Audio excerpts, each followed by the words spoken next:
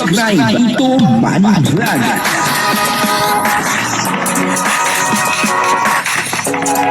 Payagan po siya, no? Tito Manny Vlog na mag-reactor. Para, pambiling gamot sa kanya pong karamdaman. Napanood po natin yung mga nakaraang vlog dito po kay Bridget at saka kay Kalinga Pedro. Po, talagang marami po napasaya kaagad nung dalawa. Hindi pa po ito yung tandem pero talagang marami po nagsasabi na talagang bagay na bagay daw po na maging magka-love team or maging tandem itong dalawa. Pero nilinaw po yan ni Kuya Bal na yan po daw hindi love team. Kung sakaling matuloy, yan daw po ay tandem. Po. At yun na nga, may mga nagtatanong po kung talagang ito ay matutuloy pa or hindi na. Kasi nga nalaman nila na yung mga unang vlog ni Kalinga Prab ay hindi pa po yun. Yun ay parang kulab lang. May mga nagtatanong po na sabi nila ay matutuloy po ba itong Edfree or hindi. May mga nagtatanong po ng ganon. Sinagot po yan ni Kalinga Prab. Papanoorin po natin yung video at syempre bibigyan po natin yan ng konting reaksyon. Pero bago po yan, ako muna po bumabati sa inyong lahat ng magandang umaga, magandang tanghali at magandang gabi sa inyong lahat mga kapatid. Kung saan man kayo ng panig ng mundo naroon ngayon, ay mag-iingat kayo palagi at pagpalain kayo ng ating Panginoon. Maraming salamat din po sa patuloy na tumatangkilik sa aking YouTube channel at nanonood sa aking video reaction. Patuloy lang po natin suportahan sila Kuya Bal Santos Matubang, Kalinga Prab at Edna Vlog, Jack Tapia at yung mga kasamahan ko pong reactor sa Kalinga.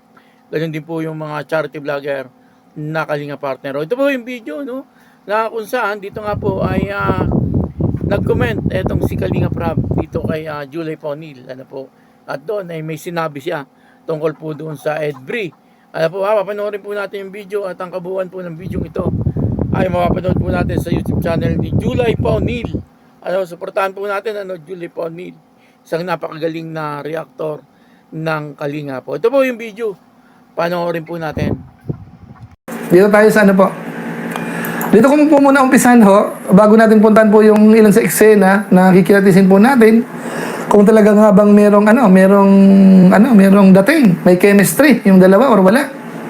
Pero bago po yun, si Kalinga Prab kasi sa inyo pong kaalaman doon sa mga wala po sa live ko kahapon, si Kalinga Prab ay may comment po siya. May comment po siya. Anong comment ng Kalinga Prab? Ito po yun. Kahapon lang po ito Kahapon, latest po ito. Ayan, yan po yung comment po ni Kalinga Prab kahapon sa ating live. Okay, anong sabi ni Kalinga Prab? Sabi niya, wala pang official announcement, Ninong. Natuloy yan. Okay, ang tinutukoy po natin kasi kahapon po, ang topic natin ay Bridget din po. Pero sabi po ni Kalinga Prab, wala pang official announcement. Hindi naman po sinabi na wala, na hindi itutuloy. Basta ang sinabi niya lang po, wala pang official announcement. So wag muna natin masamain din po. Tapos wag muna tayo mag-assume din po ng kung ano-ano. Basta ang sinabi niya, wala pang official announcement. Dalawa po yan may isa pa. Hanapin ko po yung isa pang comment. Okay, ito pa isa. Comment din po ni Kalinga Prab ito. Yan. Anong sinasabi niya? Sabi niya po dito, last content is collaboration lang. No official announcement pa natuloy. Takuhan niyo po. Okay, wag muna kayong magbibigay ng masamang mamaya. Masamain nyo na itong comment ni Rab. Mabalitaan namin na may dinala sa ospital. Wag pong ganon. Isip na tayo ng positibo po. Ang sabi dito, last content is collaboration lang. No official announcement pa natuloy. Okay po. So, yun po ang sabi ni Rab po. Anong magandang gawin po natin? Antabay po tayo hanggat sa ma-announce po yung official announcement. Kasi malay mo, hindi pa na-announce yung official announcement. Dumami naman yung collaboration content. Di ba po? So, ang masasabi ko lang po sa mga viewers, ay ipakita ho natin na maganda ang views niyan. Para kumbaga ang vlogger ay ipipressure natin. Ay maganda ang views, ba't mo hindi mitutuloy yan? Marami kami nagsusupport. Kahit hindi kami suportahan ng EDSI funds. Wala ko po kung sakasakali man po totoo ang balibalita na ang ilan daw po sa EDSI funds ay hindi magsusupport dito. May intindihan ko naman. Kasi siyempre po, supporter sila nung dati. Tapos nagka-problema. So, siyempre mabigat sa kalooban nila na ba't dito sa bagong partner? Di ba po, kung sakasakali, parang papabor lang kay Boy ito. Paano naman yung isa na hindi nakapartner ngayon? Kaya ako po naiintindihan. Bagamat ako naman po naniniwala na hindi naman po siguro lahat. Siguro ibang mga supporters ng Kalingap talaga, ano man ay partner siguro, ano man ang vlog ni Rab ay magsusupport talaga. Pero po doon sa iba po, kung sakaling totoo man po yan, rights naman po nila yun. At kung sakasakali, may intindihan din po natin yung sitwasyon po nila. Okay? O, sige. So ngayon po, ito lang naman ang tingin ko medyo ano ba ng konti nagpapapending ng kapiraso kasi yung iba po push na di ba po, may nagpakain na nga sponsor o, unti-unti na pong dumadami ang sponsor. Yung supporters naman, pinapakita, mukhang okay naman, tinignan ko po yung views niyan, hindi naman na pag-iiwanan ano po, so ibig sabihin po, so doon sa mga vlog ni Kuya Bal, nagparamdam din si Kuya Bal wala lang kasi masyadong oras para i-play ko pa ano po, so halos lahat nakita natin go ng go. So, ang hinihintay lang po talaga nito po, yung official announcement ni Kalingap Rab, as in, mag-go yung tandem. Ano po, inulit ko po, tandem. Hindi po love team hindi po love team po muna. Tandem. Okay, so, base po sa comment ni Rab, ano po, mag-aantay po tayo ng official announcement. Maliwanag po yung kay July Bonil, comment yata itong si Kalingap Rab doon po sa kanyang live. Ano po, at yun sinabi po ni Kalingap Rab na wala pa pong announcement tungkol po doon sa tandem ng Edbri. Ano po, yan po ay tandem hindi po yan love team. Ano po, doon sa mga umaasa na baka ito ay gawing love team, hindi po, tandem lang po ito. Siguro, kung sakali na ito yung matuloy, ano po, balang araw, ay baka maging love team.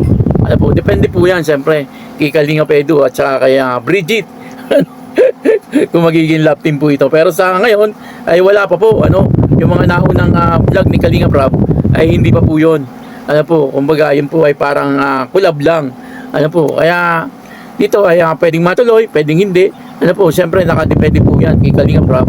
At siyempre nakadepende rin po yan sa mga viewers. Ano po, kasi siyempre kung marami pong viewers, ano po, tapos ay kakunti ang mga toxic.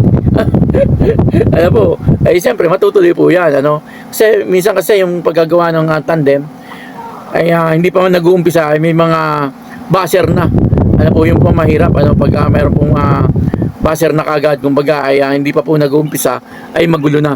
Ano po, parang umiiwas na din si Kalingap Rab sa mga ganon. Mahirap po yun. Pag nag-uumpisa sa gulo, matatapos po yun ay gulo pa rin. Ano po. Kaya pinabuti ni Kalingap Rab na talagang pag-isipang mabuti at tingnan mabuti. Ano po, kung itutuloy niya itong Edbri. Pero marami po nagsasabi na talagang bagay na bagay daw po itong dalawa. Kahit po ako, ako po ay nagsasabi din na talagang bagay na bagay po itong dalawa.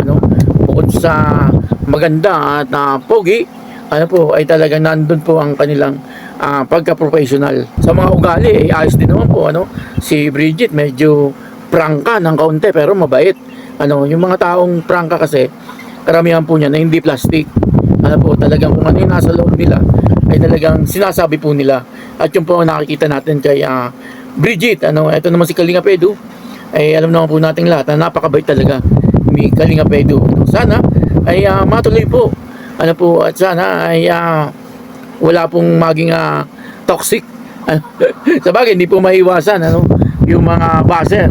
Pero yan po kasi nakadepende kay Kalingap Rab kung itutuloy po o hindi. Kaya wala naman po sinabi si Kalingap Rab na hindi po itutuloy. Basta sinabi niya ay wala pa pong announcement tungkol po doon sa tandem ng Edbri. Maghintay lang po tayo, baka sakaling sa isang araw, sa isang linggo, or sa isang buwan, ay matuloy na itong tandem ng Edbri. At sigurado namang marami po ang matutuwa, pero siyempre may mga malulungkot din. Hindi po mawawala ng malulungkot kasi siyempre yung mga panatiko ng EDSI, ay siyempre malulungkot po sila kasi ayaw po nila na mawala yung EDSI. Pero sa ngayon, kagaya nga po ng sinabi ni July Paunil dun sa live niya, ay talagang wala na pong pag-asa ang EDSI. Mahirap na po yun kasi malaki na po ang lamat nun. At mahirap na pong maalis yung lamat. Kaya malabo na po yun. Kaya dito na po kayo sa Edbri. Kasi siguradong maganda po ito kung sakaling matuloy. Kaya yun, maraming salamat po sa inyong lahat. At ako po si Tito Manny Vlog na nagsasabing God bless you all. Diyos mga